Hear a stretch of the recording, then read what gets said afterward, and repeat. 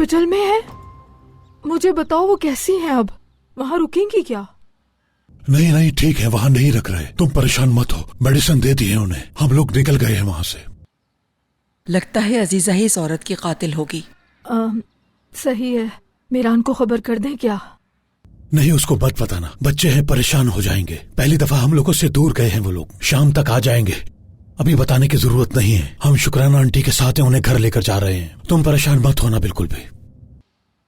ठीक है, शुक्रिया खिजर। हाँ, शुक्रिया अदा करो उसका।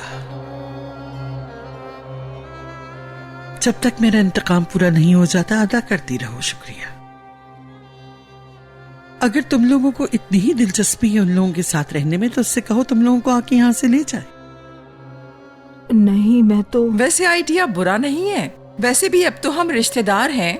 एक काम करते हैं, एलिफ से मिलने चलते हैं ताकि उन्हें भी लगे कि एलिफ का कोई है। मेरा दिमाग खराब मत करो सुल्ताना। मैंने तो जो बात की सच ही की। तुम्हें तो मेरी कोई बात पसंद नहीं आती, बस हर बात में कीड़े ही निकालती रहती हो। तुम सुनो, कल सुबह सुबह ही हम आजाद और उसके घर वालों के लिए कुछ गिफ्ट्स लेने निकल जाएंगे, ठीक है अस्मा?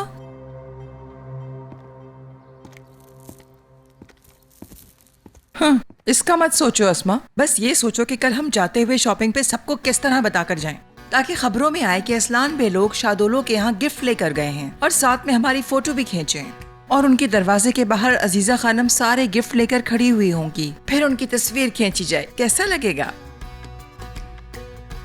चलो अब मैं अपनी कॉफी खत्म कर लूं।